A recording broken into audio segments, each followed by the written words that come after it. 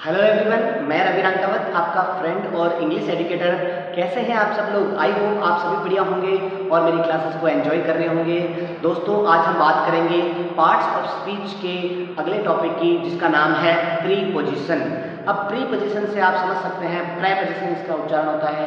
Preposition से क्या समझ सकते हैं? प्री का मतलब होता है पूर्व और पोजिशन का मतलब होता है स्थिति। तो पूर्व की स्थिति को बताने वाला शब्द क्या कहलाता है? प्रीपोजिशन कहलाता है। इसे प्रीपोजिशन को हम पूर्व पद या पूर्व सर्ग भी कह सकते हैं, अगर हम हिंदी की बात करते हैं तो प्रीपोजिशन होता क्या है? किसी भी नाउन और प्रोनाउन के पहले इस वर्ड को यूज में लिया जाता है और ये वर्ड जो है सेंटेंस के दूसरों शब्दों से इसका रिलेशन बताता है। इसे ही प्रीपोजिशन कहा जाता है। तो देखिए डेफिनेशन क्या है। अ प्रीपोजिशन इज अ वर्ड, एक ऐसा शब्द होता है which is used before a noun, जो कि काम में लिया जाता है किसी नाउन या और प्रोनाउन, नाउन और प्रोनाउन के पहले आता है, टू शो इट्स रिलेशन, और इसका संबंध बताता है with other words of the sentence, sentence के जो अन्य शब्द हैं उससे इसका संबंध बताता है। इसी को हम क्या कहते हैं दोस्तों? प्रीपोजिशन कहते हैं। यस, जैसे एग्जांपल देखिए, the pen is the table. तो जैसे मैंने यहाँ पर लिख दिया the pen is on the table, तो अब ये द टेबल क्या है?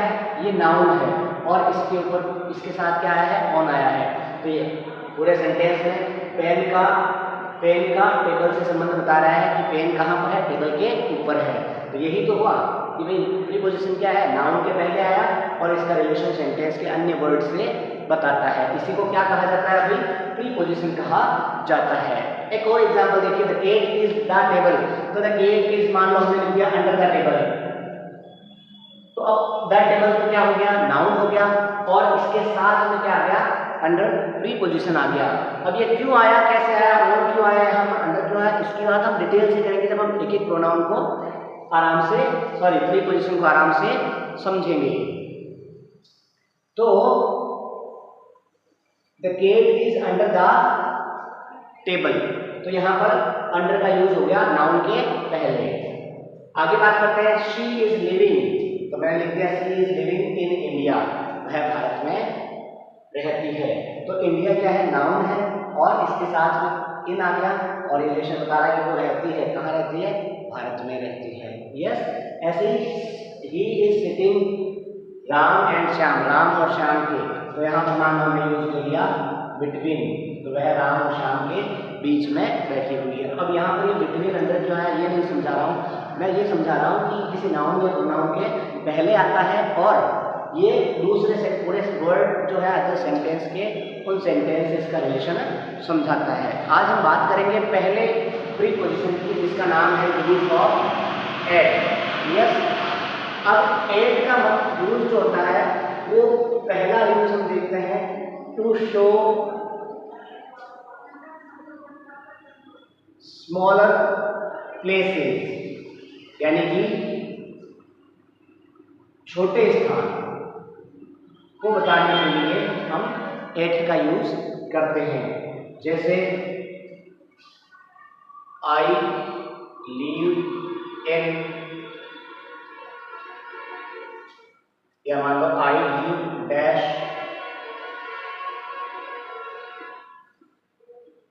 बसंत विहार। अब ये बसंत विहार क्या है? ये है कॉलोनी का नाम, तो छोटा स्थान हो गया कॉलोनी का नाम, तो यहाँ पर क्या आएगा? फिर एट का यूज होगा, I leave at Basant Vihar. ऐसे ही एक सेंटेंस लिखा, I leave dash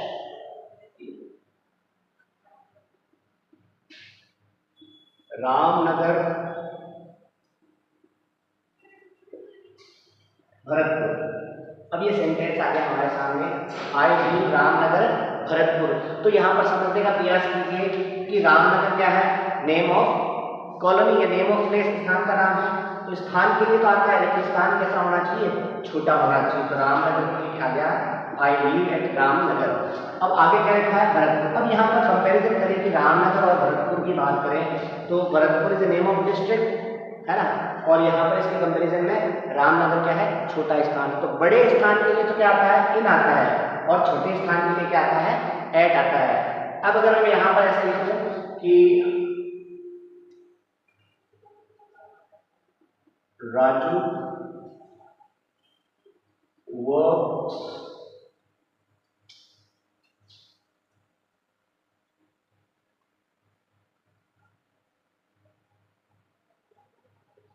C block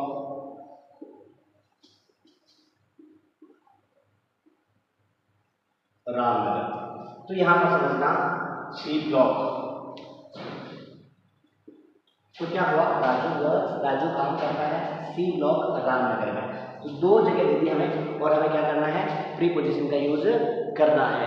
तो यहाँ पर आप ये समझना है कि छोटे स्थान के लिए क्या आता है, एट आता है, और उससे बड़े स्थान के लिए क्या आता है, इन का यूज होता है। अब रामनगर में यहाँ तो हमने एट लगाया, लेकिन यहाँ सी ब्लॉक की अगर बात करें तो सी ब्लॉक मतलब छोटा स्थान हो गया, और रामनगर उससे बड़ा हो गया। तो यहाँ पर एट और यहाँ पर क्या आ जाएगा, इनका यूज हो जाएगा। बात समझ में आई क्या? जैसे मैंने कहा वी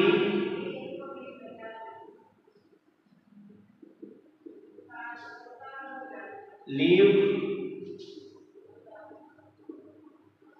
राजस्थान, इतना ही समझाएंगे। तो अब यहाँ पर क्या आएगा, अब राजस्थान क्या है, छोटा स्थान नहीं है, बड़ा स्थान है, तो यहाँ पर इनका यूज होगा। Yes, we live in Rajasthan, हम राजस्थान में रहते हैं, लेकिन राजस्थान कहाँ पर, इंडिया।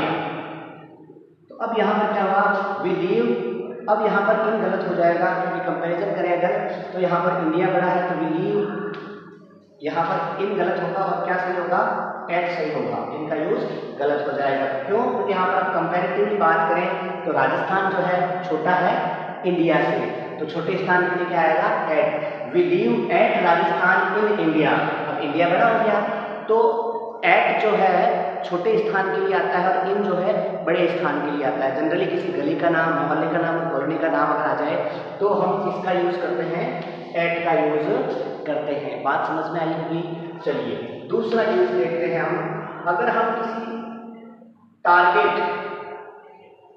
या लक्ष्य की बात करें तो भी हम एट का यूज करते हैं।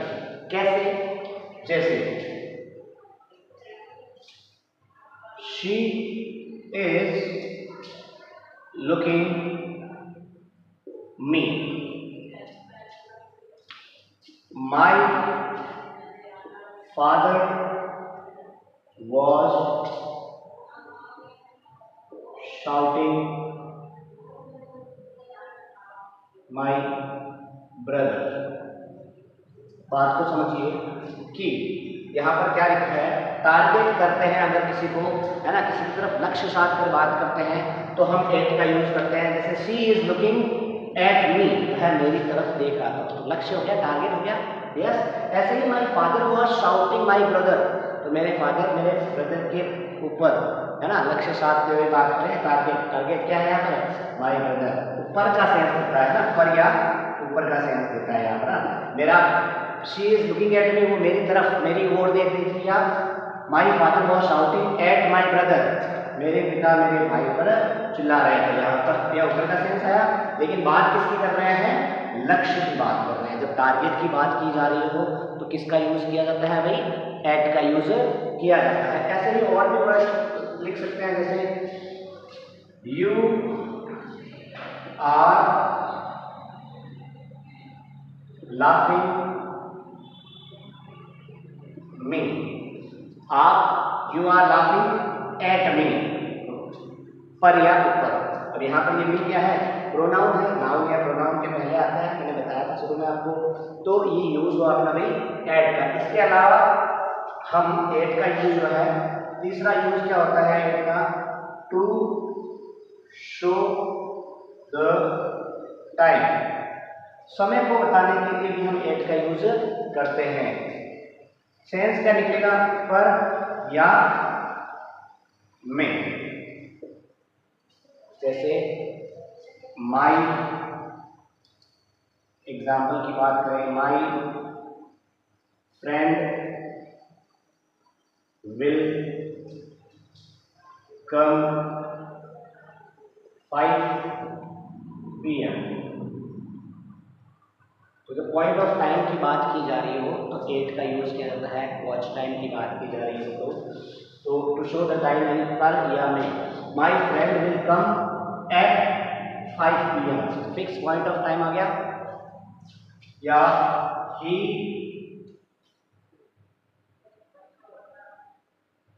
will reach here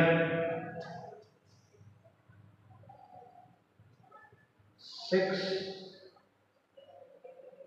o'clock। तो ही विल रीच हियर, वह पहुंचेगा 6 o'clock 6 बजे। तो अब यहाँ पर 6 o'clock क्या फिक्स टाइम है, इसके लिए क्या जाएगा एट 6 o'clock। तो ये हुई बात अपने एट की। किस चीज़ के लिए, एक तो स्मॉलर प्लेस छोटे स्थानों के लिए, दूसरा टारगेट या लक्ष्य को बताने के लिए भी हम एट का यूज करते हैं, और तीसरा हम टू शो द टाइम यानी समय को बताने के लिए भी एट का यूज करते हैं। कुछ और यूजेस की बात करते हैं एट की, जैसे कुछ वर्ड्स ऐसे हैं जिनके साथ फिक्स रूप से हम एट का यूज करते हैं, जैसे at home, I am at my home, या I am at home simply लिख सकते हैं। Yes, school, he is at school. तो at home, at school, at college, he is at the party, at page 20। This question is at page 20, तो at page 20। ऐसे ही airport, he is at the airport, the theatre, at the theater, he is sitting at the bus station stop। तो इन सब का use, इन सब के साथ हम फिक्स रूप से हम कह सकते हैं एट का यूज करते हैं। इसके अलावा एट का यूज क्या होता है, किसी भी चीज की कीमत यानी प्राइस, दर, रेट या चाल को बताने के लिए ना हम एट का यूज करते हैं। जैसे I bought milk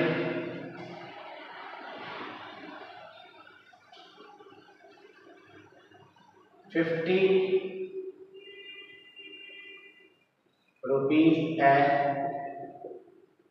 लीटर। अब यहाँ पर क्या है, आई बॉट मिल्क, मैंने दूध खरीदा 50 रुपीज ए लीटर, तो 50 रुपए की दर से या 50 रुपए की कीमत से। तो इसका क्या, यहाँ पर क्या आ जाएगा भाई, इसका यूज होगा यहाँ पर एट का, एट 50 रुपीज। यस, कीमत की बात होगी। ऐसे ही अगर मैं बात करूं तो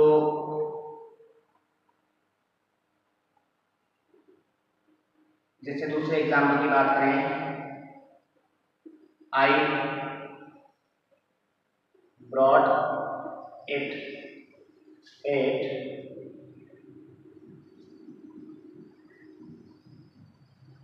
I brought it के लिए लिखो द बुक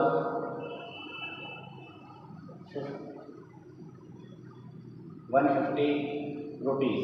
तो अब यहाँ पर दर की बात होगी और यहाँ पर प्राइस की बात होगी। ही ब्रॉट द बुक, उसने किताब खरीद लाया कितने में, 150 रुपए में, तो एट 150 रुपीज।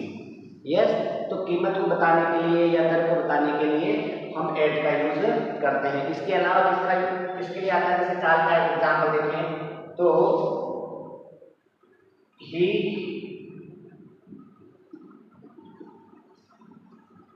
रन्स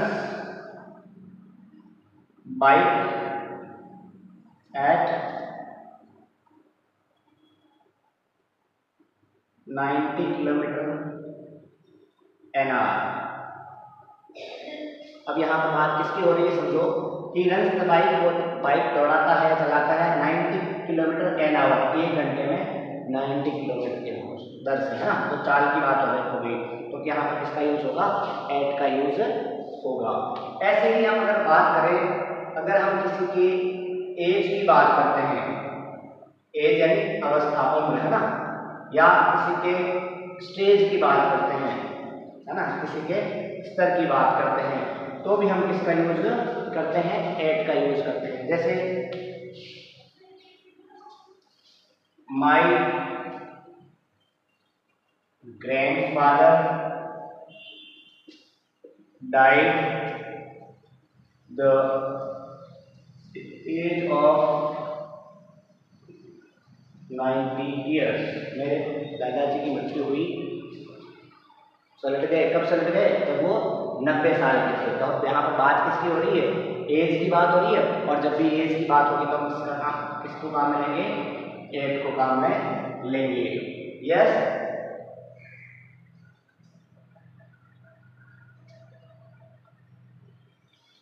जैसे एक और example, he left the job 25, तो 25 को जॉब छोड़ दी है ना, तो 25 का मतलब यहाँ पर एज या स्टेज की बात करते, 25 की अवस्था में उन्होंने जॉब को छोड़ दिया, तो यहाँ पर भी किसका यूज होगा, एट का यूज होगा। तो दोस्तों ये बात हुई हमारे प्रीपोजिशन के यूज ऑफ एट की, और अगले वीडियो में हम अगले प्रीपोजिशन की बात करेंगे। और अगर मेरा वीडियो पसंद आया है तो लाइक कीजिए, शेयर कीजिए और सब्सक्राइब कीजिए, और कमेंट करके बताइए अगर आपको कोई चीज़ समझ में नहीं आई है तो मैं निश्चित रूप से आपके सभी कमेंट्स का जवाब दूंगा। Thank you so much.